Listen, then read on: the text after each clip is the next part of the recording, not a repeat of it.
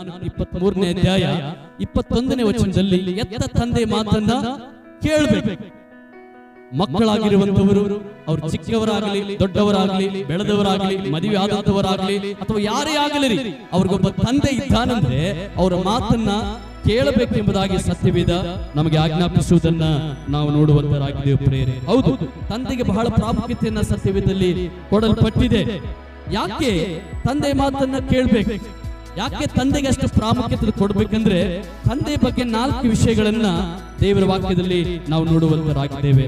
ನಾವು ನೋಡ್ತೇವೆ ತಂದೆ ಕುರಿತಾಗಿರುವಂತ ಮೊದಲನೇ ವಿಷಯ ಏನಂದ್ರೆ ಕೀರ್ತನೆ 103ನೇ ಅಧ್ಯಾಯ 13ನೇ ವಚನದಲ್ಲಿ ತಂದೆ ತನ್ನ ಮಕ್ಕಳನ್ನ ಕನಿಕರಿಸುತ್ತಾನಂತೆ. ಏನ್ ಮಾಡ್ತಾನಂತೆ? ತನ್ನ ಮಕ್ಕಳನ್ನ ಕನಿಕರ ತೋರಿಸ್ತಾನೆ, ಮಕ್ಕಳ ಮೇಲೆ ಕನಿಕರ ತೋರಿಸ್ತಾನೆ, ಕೋಪದ ಸಮಯದಲ್ಲಿ ಕೋಪಿಸುತ್ತಾನೆ. ಅದೇ ರೀತಿಯಲ್ಲಿ ಇನ್ನೊಂದು ಕಡೆ ಕನಿಕರವನ್ನ ಮಕ್ಕಳ ಮೇಲೆ ತೋರಿಸ್ತಾನೆ. ತಂದೆ ಕೆಲವೊಂದ್ಸಾರಿ ನಮ್ಮ ಮೇಲೆ ಕೋಪ ತೋರಿಸಿದ್ರು ಕೂಡ ಇನ್ನೊಂದು ಕಡೆ ತಂದೆ ಏನ್ ಮಾಡ್ತಾನೆ? ಕನಿಕರ ತೋರಿಸುತ್ತಾನೆ. ಇವತ್ತು ಬಹಳಷ್ಟು ಮಕ್ಕಳು ತಂದೆ ಕೋಪಿಸ್ತಾನೆ ಎಂಬುದಾಗಿ ಹೇಳಿ ಅನೇಕರು ಕೂಡ ತಂದೆ ಪ್ರೀತಿಯನ್ನ ಕಳ್ಕೊಳ್ಳುವಂತ ಮಕ್ಕಳು ಎಷ್ಟೋ ಜನ ಇವತ್ತಿದ್ದಾರೆ. ತಂದೆ ನಮ್ಮ ಮೇಲೆ ಪ್ರೀತಿಯನ್ನ ತೋರಿಸುವುದಿಲ್ಲ ಎಂಬುದಾಗಿ ಅನೇಕ ಜನರು ತಂದೆಗೆ ದೂರವಾಗಿ ಇವತ್ತೆಷ್ಟು ಜನ ಬದುಕ್ತಾ ಇದ್ದಾರೆ. ಅದ್ರ ಸತ್ಯವಿದೆ ಹೇಳ್ತದೆ, ತಂದೆ ಅಂತವನಲ್ಲ, ತಂದೆ ಮಕ್ಕಳನ್ನ ಏನ್ ಮಾಡ್ತಾನೆ? ಕನಿಕರಿಸುತ್ತಾನೆ. ಎರಡನೇದಾಗಿ ಜ್ಞಾನೋಕ್ತಿ 1ನೇ ಅಧ್ಯಾಯ 8ನೇ ವಚನ ಯೆಶಾಯ 38:19 ನಾವು ನೋಡ್ತೇವೆ, ತಂದೆ ತನ್ನ ಮಗನಿಗೆ ಉಪದೇಶವನ್ನ ಮಾಡ್ತಾನೆ, ಬೋಧಿಸ್ತಾನೆ, ಟೀಚ್ ಮಾಡ್ತಾನಂತೆ. ಮಗನಿಗೆ ಏನನ್ನ ಕಲಿಸ್ತಾನೆ? ಒಬ್ಬರು ದೇವರು ನಂಬಿದವರಾದ್ರೆ, ದೇವರು ನಂಬಿದಂತ ಆತ್ಮಿಕ ಕುಟುಂಬ ಆತ್ಮಿಕವಾಗಿ ನಡೀತಾ ಇರುವುದಾದ್ರೆ ಅವರು ಏನನ್ನ ಕಲಿಸ್ತಾರೆ ಎಂಬುದಾಗಿ ನೋಡುವಾಗ ಅವರು ದೇವರ ಕುರಿತಾಗಿ ಕಲಿಸ್ತಾರಂತೆ. ಮಕ್ಕಳೇ, ದೇವರ ವಾಕ್ಯ ಈ ರೀತಿಯಾಗಿ ಹೇಳ್ತಿದೆ, ನಾವು ಈ ರೀತಿಯಾಗಿ ನಡಿಬೇಕು, ಈ ದಾರಿಯಲ್ಲಿ ನಾವು ನಡಿಬಾರ್ದು, ಈ ದಾರಿಯಲ್ಲಿ ನಾವು ನಡಿಬೇಕು, ಹೀಗೆ ಮಾತಾಡಬೇಕು, ಹೀಗೆ ಮಾತಾಡಬಾರ್ದು, ದೇವರ ವಾಕ್ಯ ಹೀಗೆ ಹೇಳ್ತದೆ ಎಂಬುದಾಗಿ ಅವರಿಗೆ ಬೋಧಿಸಿ ಒಳ್ಳೆ ದಾರಿಯಲ್ಲಿ ಅವರನ್ನ ನಡೆಸ್ತಾನಂತೆ ತಂದೆ. ಇವತ್ತು ಬಹಳ ಜನ ತಂದೆ ಉಪದೇಶವನ್ನ ತೊರೀತಾರೆ, ಅವರದೇ ಆದಂತ ಉಪದೇಶವನ್ನ ಸಿದ್ಧ ಮಾಡಿಕೊಳ್ತಾರೆ. ಬಹಳ ಜನ ಮಕ್ಕಳು ತಂದೆಗೆ ಹೇಳ್ತಾರೆ, ತಪ್ಪ ನಿನ್ಗೆ ಏನ್ ಗೊತ್ತಿದೆ, ನಿಮ್ಗೆಲ್ಲ ಬಿಳಿ ಕೂದಲು ಬಂದಿದೆ, ಈಗ ನಾವು ಯವನಸ್ಥರಾಗಿದ್ದೀವಿ. ಏನಾಗಿದ್ದೀವಿ ನಾವು? ಯವನಸ್ಥರಾಗಿದ್ದೀವಿ. ಅವ್ರು ತಿಳ್ಕೊಳ್ತಾರೆ, ನನಗೆ ಗೊತ್ತಿದ್ದಷ್ಟು ನಿಮಗೆ ಗೊತ್ತಿಲ್ಲ ಅಂತೇಳಿ ಮಕ್ಕಳು ಅಂದ್ಕೊಳ್ತಾರೆ ತಂದೆ ಕುರಿತಾಗಿ. ಹೌದಾ ಇಲ್ವಾ? ಇಂಥ ಮಕ್ಕಳನ್ನ ನಾವು ನೋಡ್ತೀವಿ ಅನೇಕ ಕಡೆ. ಈಗ ಟ್ರೆಂಡ್ ನಡೀತಾ ಇದೆ. ಏನ್ ನಡೀತಾ ಇದೆ? ಈಗ ಟ್ರೆಂಡ್ ನಡೀತಾ ಇದೆ. ಈ ಟ್ರೆಂಡ್ ಪ್ರಕಾರ ಇರ್ಬೇಕು, ನಮ್ಮ ಪಪ್ಪ ಇನ್ನೂ ಹಳೆಯ ಕಾಲದಲ್ಲಿ ಇದ್ದಾನೆ ಎಂಬುದಾಗಿ ಅನ್ನುವಂಥ ಮಕ್ಕಳನ್ನು ಈ ದಿನಗಳಲ್ಲಿ ನಾವು ನೋಡ್ತೇವೆ.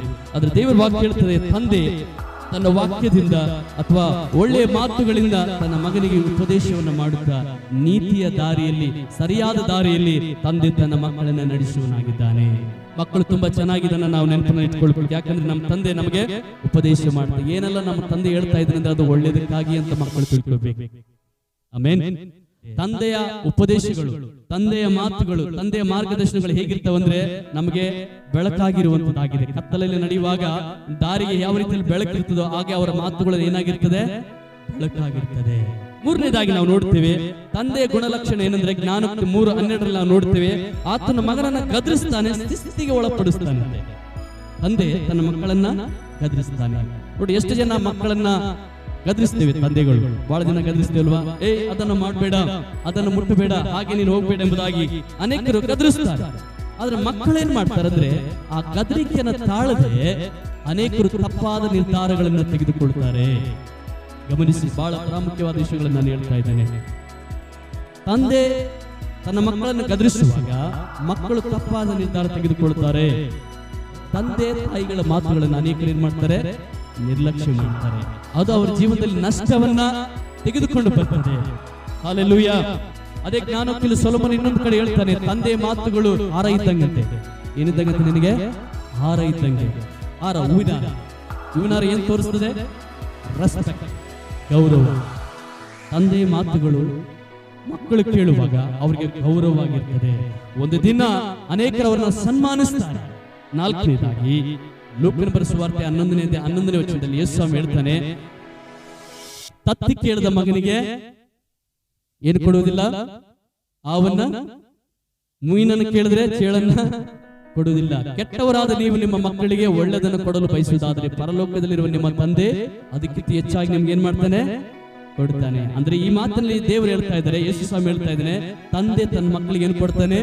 ಒಳ್ಳೆಯದು.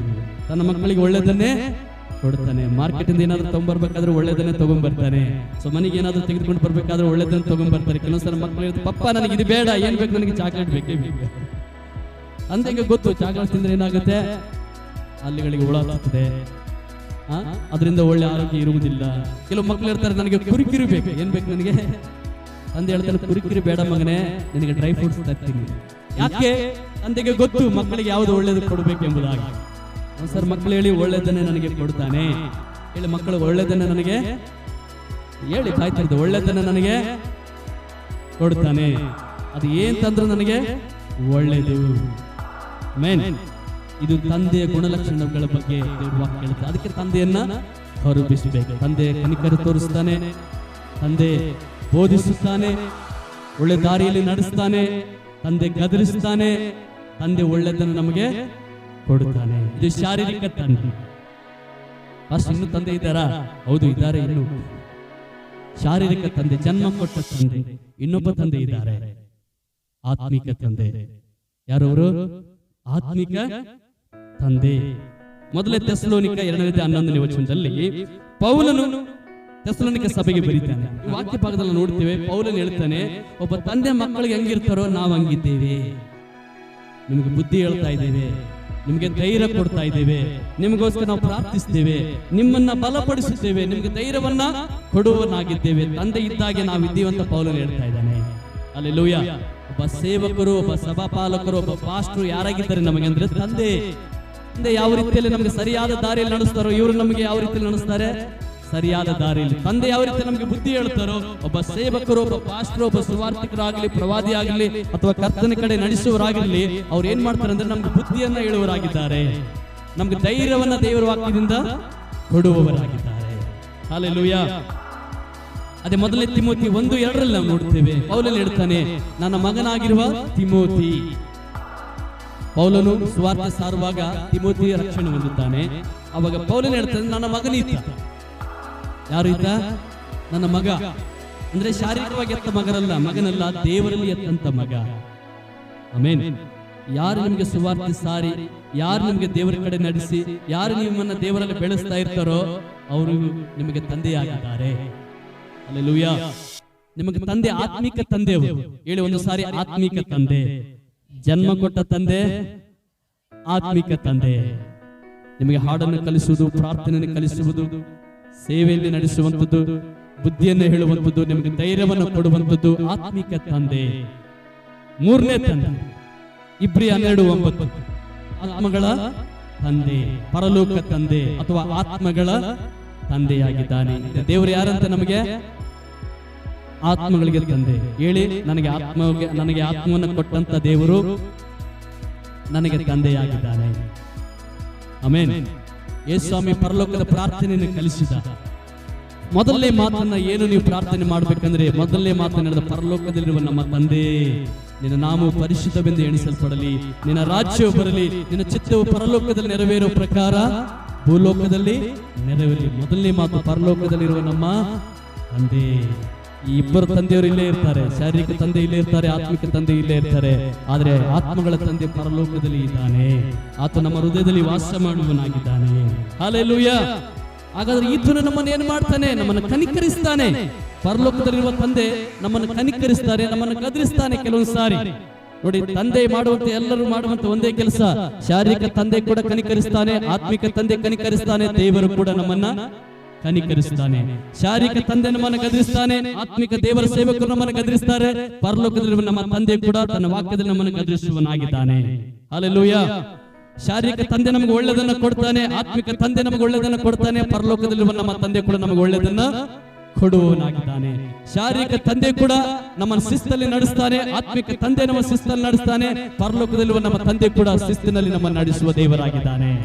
ಚಿಂತೆ ಮಾಡಬೇಡ್ರಿ, ಭಯಪಡಬೇಡ್ರಿ. ನಮ್ಮ ತಂದೆ ಇಲ್ಲ ಎಂಬುದಾಗಿ ಅನೇಕರು ಕಣ್ಣೀರು ಸುರಿಸ್ತಾರೆ. ನಿಮ್ಗೆ ಇನ್ನೂ ತಂದೆ ಇದ್ದಾರೆ.